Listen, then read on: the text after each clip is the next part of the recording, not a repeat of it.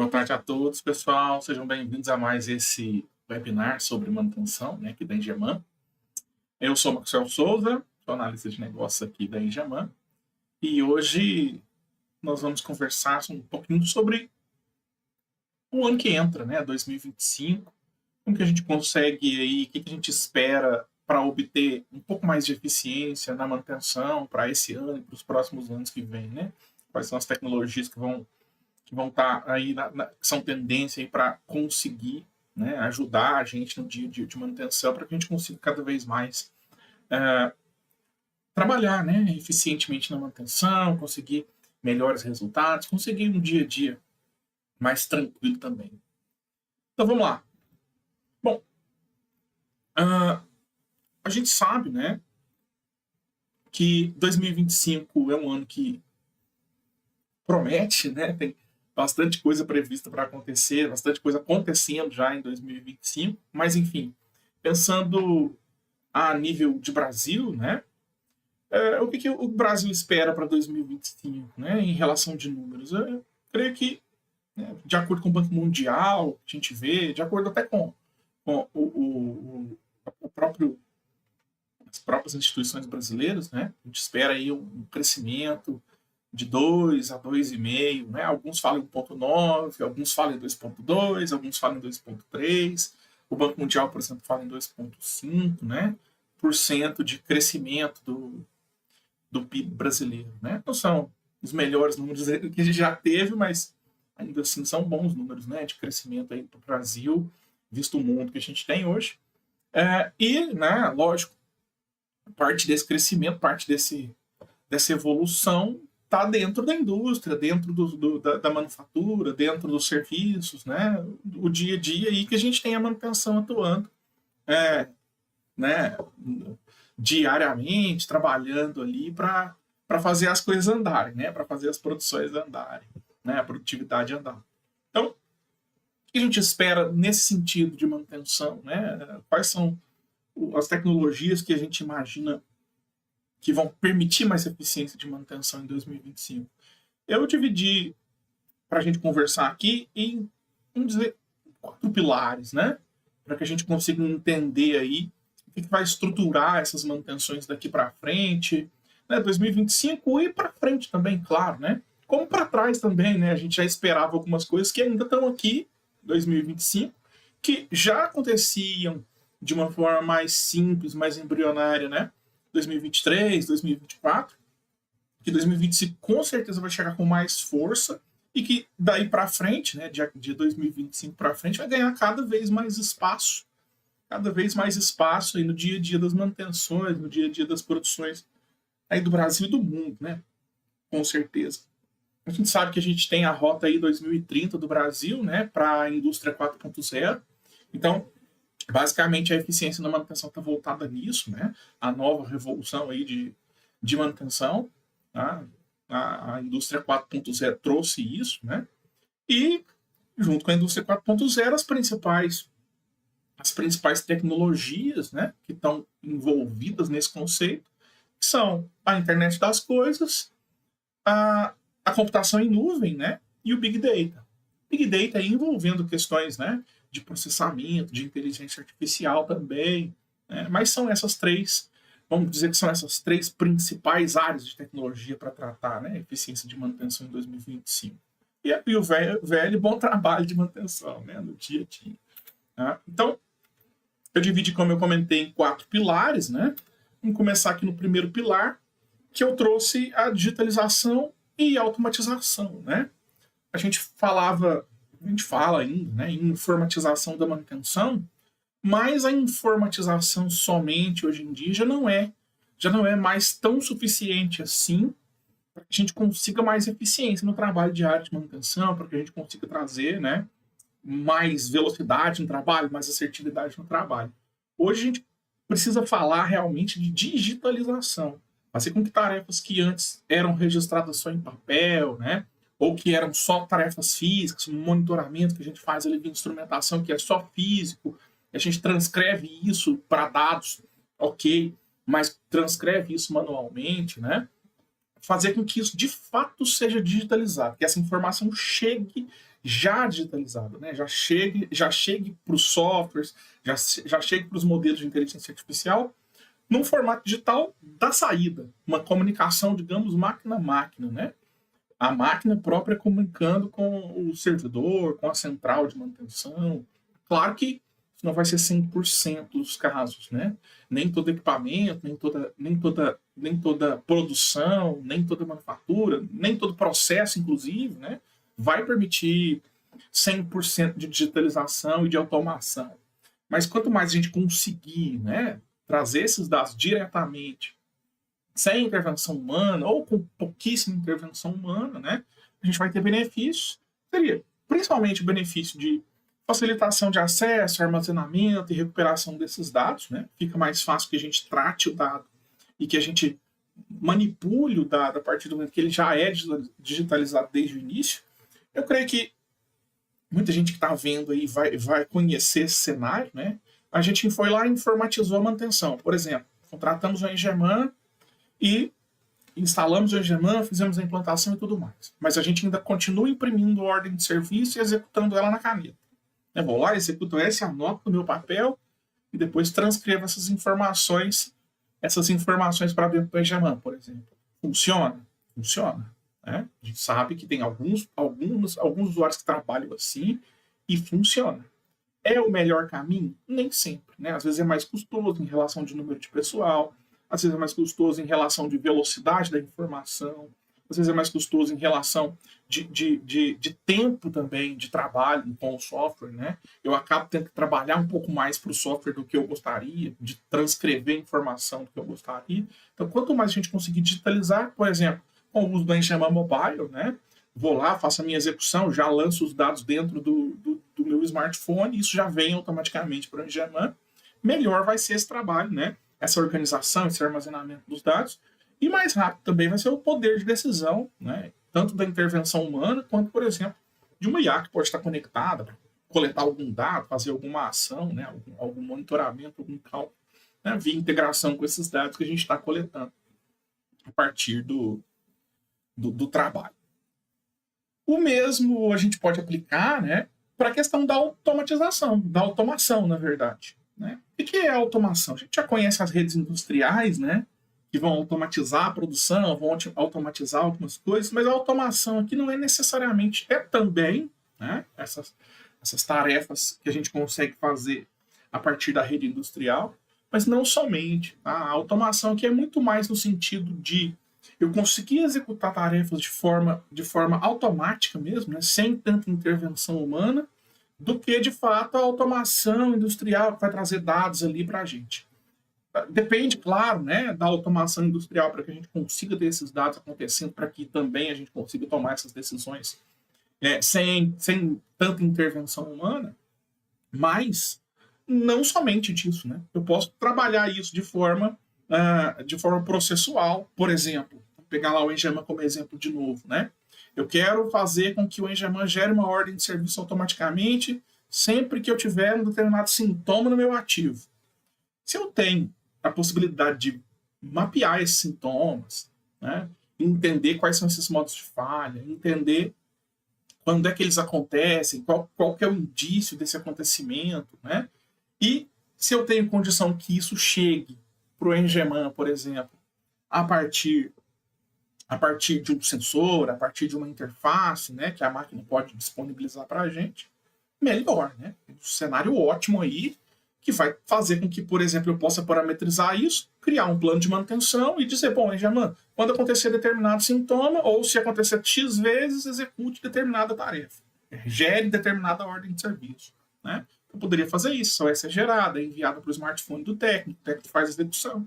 Né? E daí para frente o trabalho acontece. Mas se eu não tenho um sensor ali para trabalhar isso, o próprio trabalho de manutenção autônoma que a gente pode ter no dia a dia, né? Por mais que ela não seja automatizada de fato, mas o processo de resposta a uma não conformidade que acontece ali, o processo de resposta a uma necessidade da solicitação da identificação de um sintoma naquele ativo, pode ser automatizado. Né? Então, é buscar o melhor cenário dentro das possibilidades que a gente tem a partir de então. Né? Então, a automação é muito importante para que a gente consiga, junto com a digitalização, né, é muito importante para que a gente consiga deixar a manutenção um pouco mais efetiva, né, deixar a manutenção um pouco mais eficiente. Eu conseguir gerar coisas, respostas mais rápidas para situações já corriqueiras, né, que a gente sabe que pode acontecer. Né? Talvez a gente não saiba quando vai acontecer, mas se a gente sabe que pode acontecer, a gente consegue ver indícios dessa chegada, né, desse problema, por que não já tratar essas automações? Né? Então, um dos pontos é esse.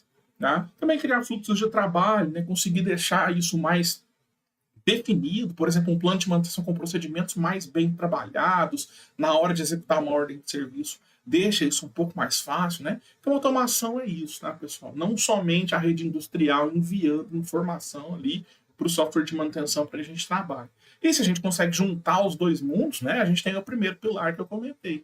Então, a gente tem a digitalização forte dentro do processo, trabalhando quanto mais, né, mais digital possível, e a gente tem automação com esses dados para que a intervenção da manutenção de fato seja quando a manutenção é necessária. Né? O humano vai chegar para resolver realmente o problema, para trabalhar ali, o pessoal de manutenção, no que realmente importa. E não para ficar tentando achar indício de uma coisa daqui, de uma coisa dali, né? Isso já está mapeado, a gente consegue lidar daí para frente. O que isso traz para a gente, né? Pensando aí em relação de benefícios. Como eu comentei, né? Maior precisão de análise, a gente tem melhor tomada de decisão estratégica, né? A gente tem mais dados, informação mais rápida, mais confiável às vezes, né? Nem sempre mais confiável, depende da organização também, do trabalho da execução, né? Mas enfim, quanto mais parametrizada ela é, mais confiável ela passa a ser, mais difícil de ter uma divergência, por exemplo, de opiniões entre um lançamento de um técnico e outro. Né, para que a gente consiga trabalhar um indicador mais assertivo. As operações acabam ficando mais inteligentes com isso também, né? Já que eu sei que aquele indício ali acontece, por exemplo, pensando na falha, né, que é um dos pontos aí da manutenção, já que eu sei que existe indício daquilo, o próprio operador já consegue ver esse indício, já consegue abrir mais rápido um chamado às vezes, né, se for o caso de abrir um chamado, ou indicar mais rápido esse indício para a gente. Eu vou conseguir me adaptar também de uma forma mais rápida às mudanças, né? Eu tenho mais arcabouço de informação para conseguir analisar um cenário mais catastrófico, um cenário menos catastrófico, e entender o que eu vou precisar fazer para os próximos meses, para as próximas semanas, para os próximos anos. Né? Os cenários ficam mais fáceis, os processos ficam mais ágeis também. Né? E a inovação contínua, né, fica mais fácil de chegar também. Quanto mais dado a gente tem, quanto mais experiência a gente tem no sentido de informação do processo, mais fácil também é de chegar a novas situações para que a manutenção deslanche aí. Né? No segundo pilar, a ideia são as estratégias proativas de manutenção. Né? Nesse caso aqui, é o que a gente já conhece da manutenção do dia a dia, né? As manutenções preventivas, as manutenções preditivas, mas estratégias de fato proativas, né? Muita gente ainda faz manutenção preventiva por fazer, né? Tem ali um plano de manutenção mensal que acontece todo mês, mas às vezes eu não me critico se de fato é necessário que ele aconteça todo mês. Talvez se ele acontecesse quinzenalmente não seria melhor para a produtividade? Ou essa máquina é confiável, esse ativo é confiável. Talvez se ele acontecesse com um pouco mais de espaçamento trimestralmente não teria um custo melhor em relação ao processo, em relação à confiabilidade do ativo, né? Isso é uma manutenção proativa, necessariamente, né? O termo. Tá? Não simplesmente ali uma manutenção que vai ser feita por IA. Né? Hoje o termo manutenção proativa está muito em voga, né? E sempre ligado aí à análise de inteligência artificial, a coisas que a própria máquina vai conseguir indicar. Também é isso, né, pessoal? Mas não somente, né? A proatividade da manutenção é também a manutenção ser executada pelas pessoas da forma mais assertiva possível. Eu conseguir trazer a produtividade para o maior patamar possível, sem também aumentar os custos como manutenção preventiva, que às vezes não fosse necessária, né?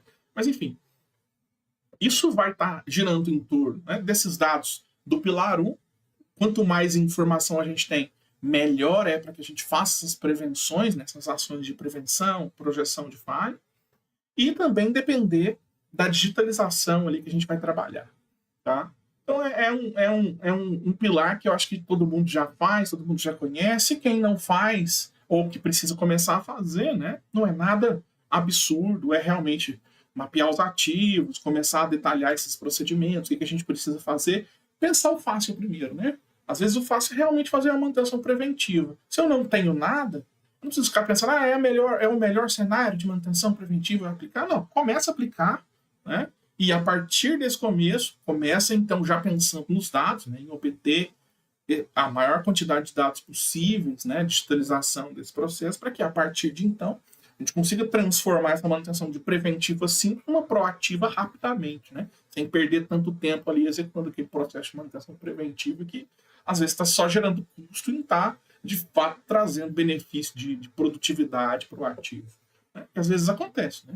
A gente está ali fazendo manutenção preventiva, e sem o critério de análise, e aquele ativo ali, mesmo que eu não fizesse a preventiva naquele período, ele é tão confiável que ele não vai chegar num ponto de falha, né? Então é importante essa avaliação. Isso vai fazer com que a preditiva entre no jogo também, né? A gente consiga mais dados e mais dados do ativo para que a gente consiga trabalhar predição mesmo. Isso vai acontecer ou pode acontecer ali na frente, né, de acordo com o parâmetro da máquina que está vibrando muito, que está esquentando muito, ou que tem determinado padrão de comportamento, né? A preditiva, ela é um passo para a proativa um pouco mais próximo, né? A gente já tem ali dados acontecendo, manutenções acontecendo baseadas nesses dados, tá? Mas a proativa, de fato, né, pensando agora já no cenário que a gente vê aí no dia a dia, né, de uma manutenção mais proativa, é a preditiva começar a se transformar nessa proativa, né, a partir, normalmente, né, pessoal, da inteligência artificial. Mas se eu não tenho isso, essa proatividade de dados, né, essa relação de trabalho, já do primeiro passo, quando eu for aplicar uma inteligência artificial, com que dados ela vai trabalhar? Né? Então é um caminho, é uma evolução natural que a gente vê aí para as manutenções. Né? Quem já está num nível bom de manutenção preventiva, vai passar a aplicar mais manutenção preditiva. Quem já está num nível bom de manutenção preditiva vai começar a chegar nesse cenário, né, de, vamos colocar ali uma interface para fazer esse trabalho de coleta de dados, começar a trabalhar melhor essa manutenção gerada através do ativo e, né, já tem isso aí há muito tempo, vamos começar a trabalhar já com esses modelos de inteligência artificial que compartilham dados, por exemplo, com o Engeman. Eu posso compartilhar o dado, vamos lá, pegar um parceiro nosso que é a Microsoft, né? A Microsoft tem vários modelos de inteligência artificial aplicados à manutenção preditiva. O que o Engeman poderia contribuir aí?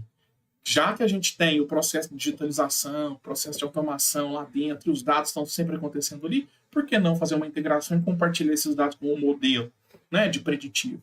Que vai fazer uma série de análises, conseguir entender quando é que esse equipamento está próximo de falhar, se vai de fato falhar, né? Isso é manutenção proativa, né, pessoal? E aí, às vezes o pessoal começa a chegar no que a gente chama de manutenção prescritiva também, né? Que é o próximo passo da proativa. Prescritiva é o quê? O proativo é o quê? Bom, o próprio ativo está dando parâmetros para uma inteligência artificial ou para uma pessoa que vai conseguir chegar na determinação da falha, né? Eu sei que isso vai falhar, eu sei até às vezes como vai falhar e quando vai falhar, né? Pensando na proativa. A prescritiva, ela dá um passo a mais. Ela sabe tudo isso, mas ela consegue dizer, bom, faça isso, faça aquilo, faça mais aquilo, sem que haja uma intervenção humana. Sem que algum engenheiro tenha que falar para a gente, bom, se acontecer isso, faça isso, né? É uma maçaroca de dados, digamos assim, né? Que ele vai classificar, vai ordenar e vai conseguir indicar, bom, com base em outras informações de outros ativos, de outras empresas, inclusive às vezes, né, a melhor opção para tratar esse tipo de falha é essa e essa e essa atividade. Né? Sem que a manutenção, de fato, tenha que ter alguém pensando nisso. Né? Os dados vão chegar num ponto desse. Ainda é uma coisa embrionária, né? Já tem empresas executando, já tem muitas empresas grandes, inclusive, nesse cenário, nessa linha de trabalho de manutenção, mas pensando no core, né, na grande maioria das empresas, ainda é uma coisa embrionária, né? E ainda é uma coisa cara, e ainda é uma coisa que não está bem estabelecida no sentido de indústria, né? A gente tem aí, mas não é uma coisa que ainda é totalmente popular, né? Aí a gente vê essa evolução acontecer com próprio software de manutenção, né? Vamos lá, nos anos 90, raramente alguém tinha um software de manutenção. Isso foi evoluindo. Hoje é difícil a gente ver alguém que não tem, né? Os custos vão diminuindo, as condições vão melhorando, os processos vão melhorando também. Então, acho que vai ser questão de tempo, né? Em 2025 a gente vai ver isso acontecer mais, essa questão de manutenção proativa e perspectiva. Mas daqui para frente também é questão de tempo para que todos comecem a chegar em pelo menos um nível, né? Um patamar aí inicial desse tipo de trabalho. Tá? Esse é o pilar 2, né? Estratégias proativas de manutenção. E, como eu comentei, né? Começar do básico. Eu não tenho como fazer uma IA, eu não tenho nem conhecimento para fazer IA. Não tem problema. Começa da manutenção preventiva. Né? Seja mais proativo no dia a dia. De fato, a gente vê que os custos começam a cair. Né? Trabalhar com mais inteligência real ali, né? Não artificial. Às vezes é até tão proveitoso quanto trabalhar uma inteligência artificial para fazer uma manutenção proativa. Tá? Então não se prendam somente a IA. No pilar 3, eu trouxe a eficiência operacional, né, e a sustentabilidade. Então, aliás, a eficiência operacional é o objetivo primário da manutenção, né? Continua sendo e sempre será.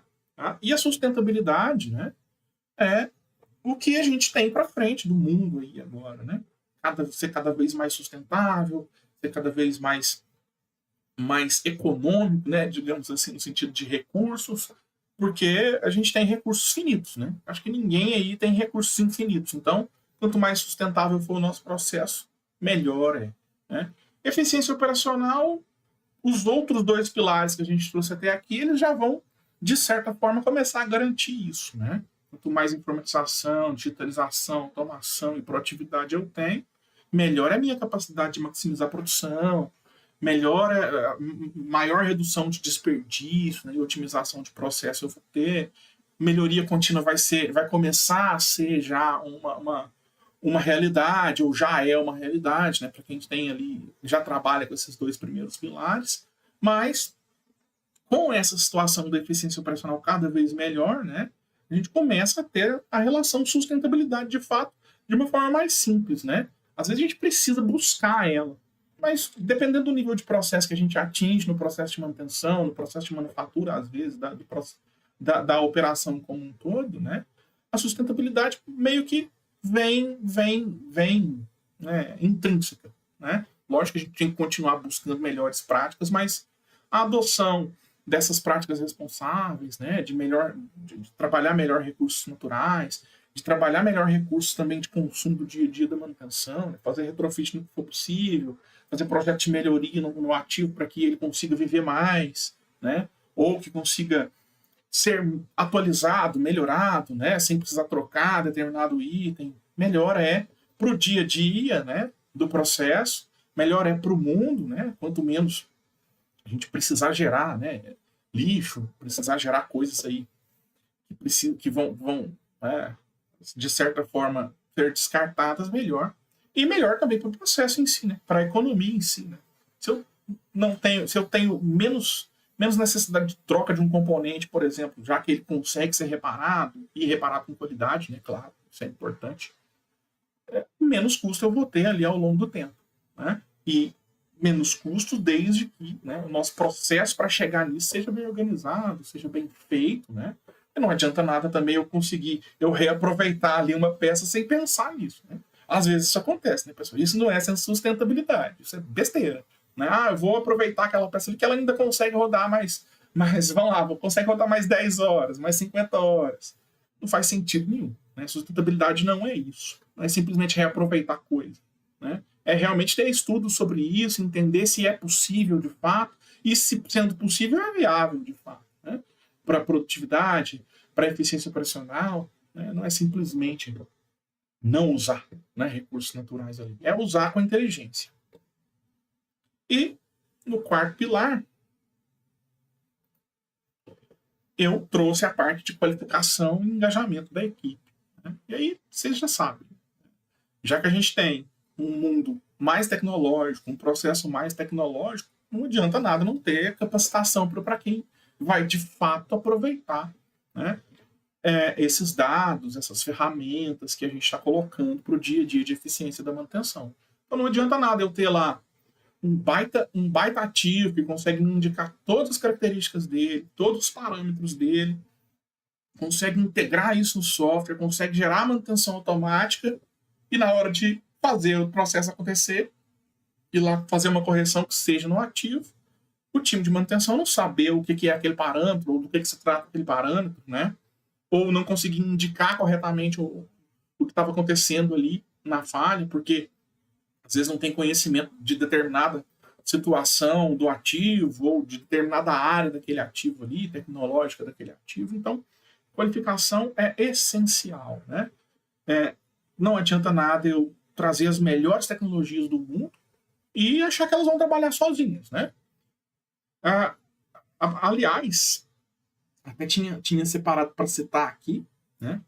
Em 2023, a Xiaomi, vocês conhecem dos telefones, né, mas que faz uma infinidade de coisas, ela montou uma fábrica totalmente, 100%, diz, né? Ela, 100% automatizada, ou seja, são pouquíssimos humanos que estão ali para, no máximo, monitorar alguma coisa.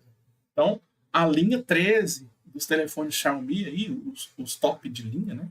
Mi Fold, aqueles telefones lá que dobram, eles já estavam sendo feitos desde 2023 numa fábrica piloto completamente automatizada. Na verdade, o que a Xiaomi divulga é que era 91% de não intervenção humana, né? Só 9% de intervenção humana ali e, né, vocês devem já imaginar de que equipe, né? Normalmente vai ter intervenção humana nesses casos, né? Normalmente da manutenção. Então imagina a qualificação desse time de manutenção, né? Não é simplesmente uma qualificação técnica, é uma qualificação de fato ali altíssima, né? Para que as pessoas consigam entender o processo, consigam trabalhar com aquela tecnologia e para frente. Em 2024, se não me engano, ainda nesse cenário, né, da Xiaomi, eles montaram mais um outro piloto, uma planta piloto 100% automatizada, mas aí já não mais de telefone, né, para produzir carro elétrico. Então, 2025 eles devem começar a trabalhar isso aí com mais frequência, né? Como eu falei, ainda são plantas pilotos, né? Como eu comentei, são coisas que vêm para 2025 começar a ser mais efetivas em 2025 para ser estabelecidas daqui para frente, né? Mas, se a gente pensar, não só eles, né? Mas algumas empresas já estão começando a trabalhar isso 100% digitalizado, né? 100% automatizado. Raramente vai ter uma intervenção humana e quando ela tiver que acontecer, ela vai ser extremamente capacitada. Não adianta nada a gente pensar num cenário super tecnológico e não pensar que as pessoas têm que evoluir também na capacitação, na qualificação, né? Para conseguir lidar com isso. E é responsabilidade, né, da gestão de manutenção fazer com que isso aconteça, né? Ter as pessoas capacitadas ali para o que elas vão fazer. Lógico, ninguém precisa saber de tudo, né? Mas saber o que tem que ser feito e capacitar as pessoas para fazerem bem essas coisas que têm que ser feitas, né? Bom, e quais são essas principais tecnologias, né? Eu trouxe aqui, a gente já sabe, né? Basicamente, a gente falou lá no início, mas enfim. Internet das coisas, não sei se todo mundo tem familiaridade com o termo internet das coisas, mas lá quando lançaram, né? Quando começou a se falar disso em 2015, 2014, 2015, o pessoal começou a falar internet das coisas. Era um conceito meio abstrato, assim, a gente não conseguia entender tanto, né? Mas hoje eu acho que já é mais fácil de entender o que é isso, né? Basicamente, realmente, das coisas, né? Qualquer coisa esteja conectada aí à internet, né? O 5G, o 4G já trouxe uma grande melhoria para, né, para essa situação para a gente.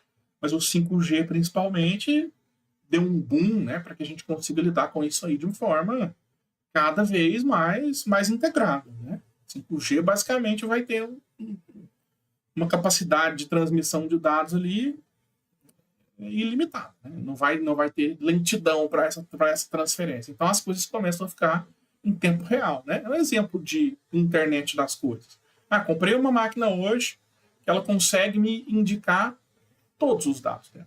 Ela tem uma interface homem-máquina, onde eu, usuário, posso ir lá e verificar isso, né? Verificar no painel dela, por exemplo, como é que está a velocidade, qual que é a eficiência de trabalho dela, por exemplo. Tá? Isso porque ela está conectada, às vezes, numa nuvem do próprio fornecedor, do fabricante do equipamento, né? Para lidar com isso aí.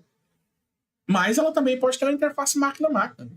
Que é o que eu comentei lá no início. Ela própria enviar os dados aí para um serviço proprietário ou para um serviço de terceiro, né, como a gente aqui da Engeman, e trazer esse dado para ser tratado na manutenção. Então, acho que isso aqui já não é nem tendência mais, né? Já está estabelecido a internet das coisas e, né, Max, eu tenho um sensor aqui que comunica, a Engeman consegue ler? Claro.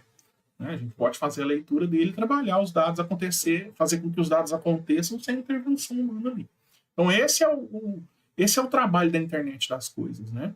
Que no caso da indústria, às vezes é visto como IoT, né? Industrial Internet das Coisas, né?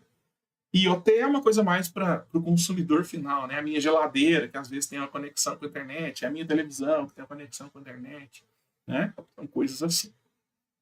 Inteligência artificial, né? Acho que o boom da inteligência artificial também foi 2020, finalzinho de 2023 para 2024, né? Acho que todo mundo falava em inteligência artificial. A gente tem aí as IAs que a gente costuma ver mais, né? As IAs generativas, né? ChatGPT, Gemini da Google, Copilot da Microsoft, né? Essas são IAs que a gente chama generativa ou LLM, né? Que são IAs que vão basicamente responder perguntas, né?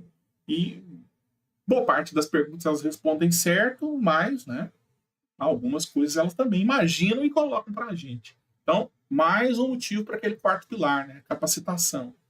Vamos lá, estou usando um recurso de IA dentro do meu software de manutenção. Fui lá e perguntei para a IA o que eu consigo fazer, o que eu preciso fazer, por exemplo, para corrigir um excesso de temperatura no equipamento. Bom, ela vai me responder, com certeza. A função da IA generativa é responder perguntas. Quem vai decidir se essa pergunta, se essa resposta é boa ou não? Né? É alguém capacitado para fazer aquilo aqui. Então, muitas vezes, ok, o nível de acerto dessas IAs hoje em dia é muito alto, né? A gente pegar o ChatGPT, esse problema a gente chama de alucinação, né? Esse problema de alucinação nas respostas já é muito pequeno, mas ainda assim não é simplesmente acreditar naquilo que está ali, né? Se eu não tiver a capacitação, manutenção, para entender se de fato aquilo que está sendo sugerido faz sentido, eu posso causar mais problema do que, de fato, benefício, né? No dia a dia da manutenção ali. Então, é uma ferramenta sensacional, é uma ferramenta maravilhosa, as IAs, né? Muita gente aí tem medo de ser substituído por elas. Eu não sou nem cético, né? e nem também acredito 100% nisso, tá? Mas, enfim, são ferramentas que precisam, né, de supervisão ainda. Né? Não dá para confiar totalmente nelas. Em raríssimos casos, né, como lá a Xiaomi, nesse caso da fábrica 100% automatizada dela, dá para confiar 100%. Mesmo eles, né, alegam 91%. Né? E eles têm um trabalho absurdo, tem uma IA específica deles, né, proprietária deles, para lidar com isso. Outro exemplo de IA, que é menos falado, né, mas que vai começar, com essa questão de digitalização, automação, vai começar a fazer mais sentido para o dia a dia, são as IAs os modelos de projeção mesmo, né, de predição, de classificação. Não são generativas, né, elas vão precisar de dados para trabalhar, mas normalmente elas aprendem com si próprias, né? Ela, a partir dos próprios dados, ela consegue aprender com a realidade e trazer cada vez dados mais confiáveis, né? Digamos assim, não vou dizer respostas, porque esse tipo de modelo não necessariamente me dá a resposta pronta, né? Ela vai me dar ali classificações e eu, a partir dessas classificações, consigo saber se eu vou conseguir, o que eu vou precisar fazer, né? Ou a assertividade daquilo que a gente vai fazer. já é usado muito na indústria, né? Se a gente pensar, por exemplo, uma análise de vibração, né? A vibração ela é um parâmetro interessantíssimo para uma série de coisas. Então, com uma IA que consegue analisar padrões de vibração de vários equipamentos do mesmo tipo, ou de uma mesma marca, ou de uma mesma área, né? A gente já vai conseguir ter aí informação suficiente para encontrar padrões e saber, bom, quando apresenta esse tipo de padrão de vibração, vai chegar na falha daqui a X horas, né? Com uma assertividade de, às vezes, 80%, 90% de confiança. Então, é uma ferramenta incrível, tá? Apesar de que as mais famosas, né, são as LLMs aí que a gente tem hoje no celular, na internet, né? E uma outra coisa que, assim, para a indústria é diferencial, né, mais até do que a internet das coisas e inteligência artificial, mas que, no fim das contas, depende delas, né? Que são os gêmeos digitais. É um conceito também que já vem há um bom tempo, né? Desde quando a gente começou essa conversa de indústria 4.0, lá atrás, né? Lá de 2014, foi começada começamos a falar sobre isso. Já tinha esse conceito de gênero digital, mas eu acho que cada vez fica mais próximo da gente, né? Mais real da gente. E eu poderia exemplificar aqui.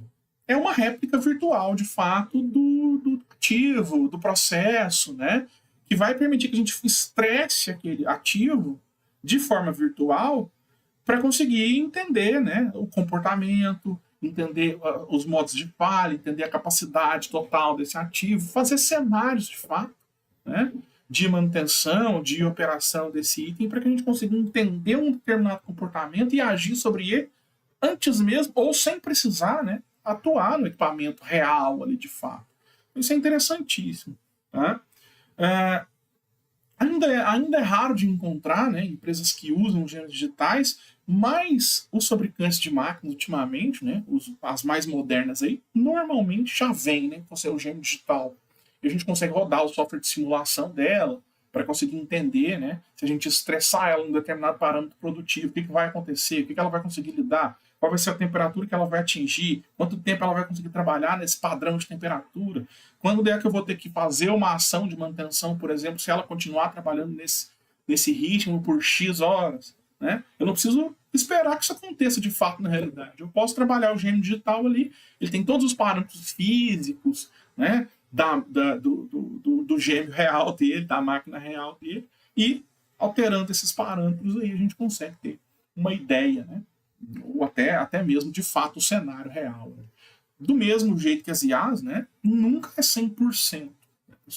São sempre predições, projeções ainda assim. Mas, normalmente, esse tipo de situação vai dar 90%, 91%, 93% de confiança, né, nos dados que ela está apresentando. Então, esse é realmente uma mudança de chave para a indústria 4.0. Né? Quem está nesse caminho já, aí, os clientes da Engeman, outras empresas que estejam vendo a gente aqui agora, que estão nesse caminho, né? Acho que a real virada de chave da indústria 4.0 é o gênero digital, né? A gente vai conseguir ter todo o cenário, todo o processo, a máquina na mão e conseguir estressar isso, né? Trazer informação, trazer teste sem que a gente precise de fato quebrar um equipamento ou comprar um equipamento de teste, né, de laboratório para fazer isso acontecer. Hoje acontece muito, né? A gente trabalha com os laboratórios. Senai, por exemplo, né? Esses laboratórios lá, eles fazem esses testes de estresse e indicam para as indústrias, isso aqui, esse tipo de material aqui, se você estressar ele até X ponto, ele vai conseguir exportar, né? E daí para frente ele vai gerar uma falha. Aí se essa falha é catastrófica ou não. Né? Então já existem esses ensaios, né? Mas com os gêmeos digitais isso começa a ficar mais barato, inclusive, né? Eu não vou precisar separar ali amostras reais ou uma máquina real só com essa finalidade de estressar, né? De detonar ela para a gente fazer os testes que a gente precisa fazer. Então, realmente é a virada de chave da indústria 4.0, na minha opinião. Bom, realidade aumentada é o último que eu coloquei aqui. E coloquei por último, de propósito mesmo, né? É o que eu vejo assim, que tem menor potencial de apoio no sentido de adoção, né? Bom, a realidade aumentada, não sei se vocês conhecem, mas é o quê? Bom, vou apontar meu celular para a máquina ali e ele vai projetar na tela do celular informações sobre lá, um parâmetro que ela está configurada, ou, né, por exemplo, estou apontando um celular que tem uma câmera térmica, estou vendo ali os pontos onde ela está mais quente ou mais fria. Eu estou tendo ali uma interação virtual com o ambiente real, né? Com um aparelho digital com o ambiente real. Então, isso é a realidade aumentada, né? Às vezes vai funcionar para treinamento, às vezes vai funcionar para esse gêmeo digital, né? Eu ter ali o desenho, apontar meu tablet ali e conseguir ver o desenho, mexer parâmetro, né? Entender como é que vai ser a mudança de acordo com o parâmetro, mas enfim. Ainda é uma coisa, né, que é pouco utilizada, a gente vê pouco acontecendo. Já é uma coisa já antiga, né? Não é uma tecnologia totalmente nova aí, já tem bastante experimentada, tanto a aumentada quanto a virtual, né? Mas que é mais difícil de chegar na adoção, né? A própria virtual, por exemplo, a virtual de fato, eu não estou tendo uma interação virtual real ali com o ativo, né? Vou colocar um equipamento ou vou acessar ali um portal onde eu tenho o dado completamente virtual e consigo trabalhar, às vezes, replicando o que está sendo feito no virtual para a realidade, né? E vocês já viram na internet, tem nada a ver com manutenção, né? Mas os simuladores aí de corrida, antes o pessoal tinha o simulador e tudo mais, e corria virtual, hoje já tem simulador que faz o quê? Eu estou aqui no meu virtual e tem um carro lá na pista, né? E eu estou correndo aqui no virtual e o carro correndo, replicando o movimento lá na pista. Isso é um gêmeo digital, isso é uma realidade virtual, né? Então, a realidade virtual já é um pouco mais aplicável, mas enfim, ainda é uma coisa que, né, vai ser raro de se ver aí. Já o gêmeo digital, né, como eu falei, é uma coisa que vira a chave. Ela tem que ter realidade virtual por trás dela? Não necessariamente. Pode ser um software onde eu imputo os parâmetros, ele faz o processamento e me dá a informação, né? Não preciso nem ter o desenho da máquina, às vezes, lá para entender. Eu só preciso de informação e parâmetro, né? E claro, né, alguma coisa que processe aquilo ali segundo dados da realidade, né? Levando em consideração a física, né, para que a gente consiga trabalhar. Então não quer dizer que o gêmeo digital tenha que necessariamente ter realidade virtual, né? Mas normalmente daqui para frente, creio eu, que vão ser coisas que vão andar um pouco mais juntas, né? A realidade aumentada, a realidade virtual, com essa situação de gêmeos digitais, até para interface humano, né? Humano-máquina, para a gente trabalhar de uma forma mais acertada. Mas enfim, né? São duas tecnologias que já estão aí há um bom tempo e que, em relação às outras, né? As IAs, aos gêmeos digitais, ao IoT, não evoluiu tanto, né? Está um pouco menos em voga no dia a dia. Não é que não evoluiu tecnologicamente, né? Pegar um equipamento de realidade virtual de 2016 e um equipamento de realidade virtual de 2024 é um mundo de evolução. Mas no dia a dia não é tão aplicável, né? E o que essas tecnologias todas trazem de benefício, né? A gente espera que tragam de benefício aí para a manutenção. São uma maior precisão e agilidade nessa detecção de falhas, né? Quanto mais informação, como eu falei, melhor é a evolução da detecção de falhas. Mas pensando também, quanto melhor eu consigo processar isso, né? Com o gêmeo digital, com uma IA, né? Ou até com a velocidade com que esse dado chega ali, a gente já usa um 5G para trabalhar essas conexões, por exemplo, mais fácil é detectar isso, né? Uma comunicação basicamente em real time ali, entre ativo e ativo, entre ativo e manutenção, por exemplo. Também redução de custo operacional, né? Evitar com que os custos aumentem muito com as quebras, com o dia a dia de trabalho. Lógico, para chegar nesse patamar também, existe seu custo, né? Não é uma coisa barata trabalhar com essas tecnologias do momento, né? Normalmente vai ter um custo elevado, mas o retorno-benefício disso normalmente é uma redução de custo a médio, longo prazo, né? Se a gente começa antes, lá na hora que todo mundo estiver começando, ele já passou por essa fase, né? Já se pagou e a gente tem mais o benefício do que o custo. Então, já pensar nisso em 2025, né? Lá em 2030, quando acabar a rota 2030, né? Da indústria 4.0 aí, do Ministério da indústria, Né? A gente tem lá, já tem um diferencial competitivo de ter saído na frente, por exemplo. Aumento de vida útil dos ativos, né? Corroborando com a redução de custos, inclusive. Né? Quanto melhor eu trato aquele equipamento, quanto mais informação eu tenho dele, mais vida útil ele vai ter, com certeza. Né? Ou, mesmo que ele não tenha um aumento de vida útil real, melhor vai ser o aproveitamento dele em relação à produtividade, em relação à segurança, né? Que ele vai poder oferecer no dia a dia. E mais capacitação e eficiência das equipes de manutenção, né? Isso aqui não é nenhuma opção, não é nenhum impacto, não é nenhum benefício, na verdade, é realmente um impacto, né? Quanto mais a tecnologia avança, mais ela exige da gente capacitação para a gente consiga acompanhar esse processo, né? E, inclusive, fazer uso dela, né? Como eu comentei da IA. É muito simples eu entrar ali no chat GPT, por exemplo, e fazer uma consulta. Agora, é simples eu identificar se essa informação que ele está me dando é factível, é real, é útil ou não. Se eu não tiver capacitação, conhecimento do que eu estou fazendo para isso, eu simplesmente estou replicando uma informação que pode ser real ou não, né? Pode ser efetiva ou não também. Então, capacitação é, creio que, de todos os pilares, o pilar principal.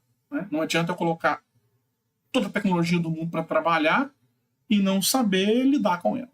Né? Então é isso. Bom, e como que a gente vai alcançar isso, né? Acho que já está implícito até aqui no que a gente comentou, né? É investir nessas tecnologias, investir com a inteligência também, né? Não sair investindo em qualquer novidade que aparece. Bom, tem uma novidade interessante, vamos pesquisar, vamos tentar testar, né? O IoT, por exemplo, né? Já é uma coisa consolidada, já está na hora de começar, de fato, a investir nisso. Né? Vamos trabalhar isso aí de uma forma mais proativa esse ano, mais forte esse ano, né? Daqui para frente, investir nessas tecnologias emergentes, IA, IoT, né? Gêmeos digitais. Ainda essa parte de IA e gêmeos digitais ainda é um pouco mais complexo, né? Esse ano já tem, a gente já consegue ver isso acontecendo no dia a dia, né? Inclusive nos softwares de manutenção. Mas eu creio que isso vai ser mais, vamos dizer, isso vai ser mais aplicável, né? Mais popularmente aplicável, digamos assim, a partir de 2027, 2026, 2027 aí, né? Mas já podemos ver isso acontecendo em 2025, já podíamos ver em 2024, né? Mas eu acredito que em 2025 a gente vai ver com um pouco mais de frequência.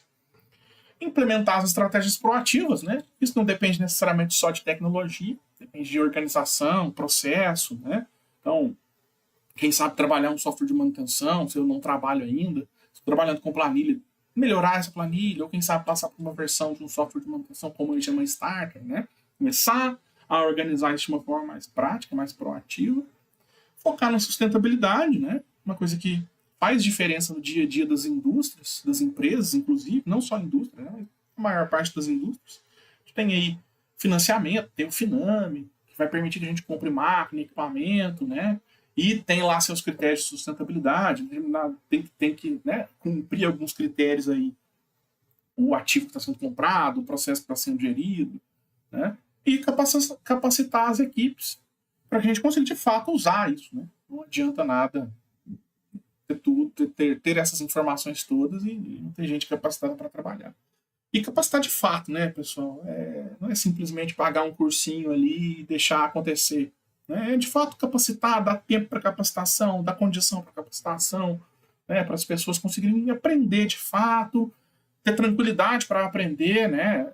Muitas vezes, isso a gente sabe, né, pessoal? A gente dá treinamento diariamente aí do Engenhão, a gente sabe que às vezes é complicado de fazer, mas, né, tem que existir um apoio da gestão aí para que a pessoa que vai ser capacitada tenha tranquilidade para ser, né? A gente vê isso acontecer no dia a dia de treinamento. Marca um dia de treinamento, daquelas 8 horas que a gente tem do dia para fazer, a gente aproveita 3, 4, porque toda hora tem alguém chegando, vai acontecer isso, né? Interrompe. Isso é investir em capacitação, né? Mas às vezes não é efetivo porque a gente não está dando condição de fato dessa capacitação acontecer de uma forma né, consistente. Então não é simplesmente ir lá e faz ali e pronto. Né? É realmente ter compromisso com a capacitação das pessoas que vão trabalhar no processo. Às vezes a gente vê isso como custo, mas nunca é custo, tá, pessoal? É sempre benefício, né? Quanto melhor é a capacitação das pessoas, melhor é o processo, mais barato é o processo, né? Mais eficiente é o processo. Então, acho que o pilar principal dessa conversa de hoje, além das tecnologias, é isso, né? Capacitar bem as pessoas. Bom, acho que a partir disso, né, a gente consegue chegar aí num patamar legal de manutenção, melhorar o processo, trazer mais eficiência, melhorar aí o giro desse trabalho, né, os custos desse trabalho, às vezes não reduzindo necessariamente, mas racionalizando ele, deixando ele melhor aproveitado, sabendo melhor o que está acontecendo. Às vezes reduzir custo não é a realidade, né? Mas se a gente consegue entender ele com mais inteligência, a gente consegue com certeza no futuro melhorar isso, né? Às vezes até reduzir o custo, mas, enfim, não fazer com que isso escale em proporções onde saia do controle, né? E é isso, pessoal. Acho que falei dos principais pontos, né? O que a gente espera para 2025 aí no sentido de tecnologia, no sentido de trabalho com a manutenção, mas no sentido de tecnologia, de trabalho em geral também, né? A indústria em geral, o serviço em geral, tá? Se vocês tiverem alguma pergunta, eu vou abrir aí o chat agora para vocês, para a gente conversar sobre isso. Fiquem à vontade, tá? Pode colocar aí. É só chegar lá.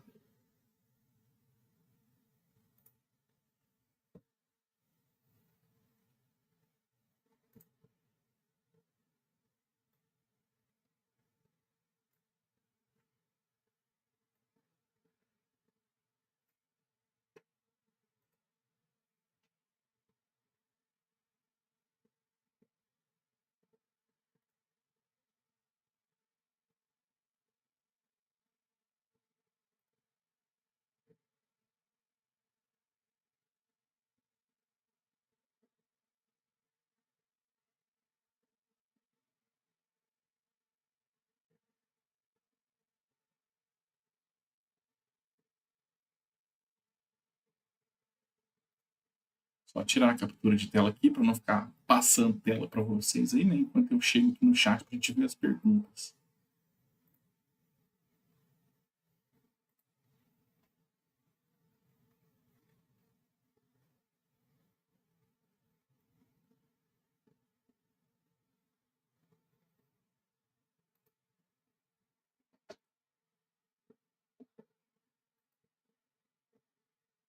Bom,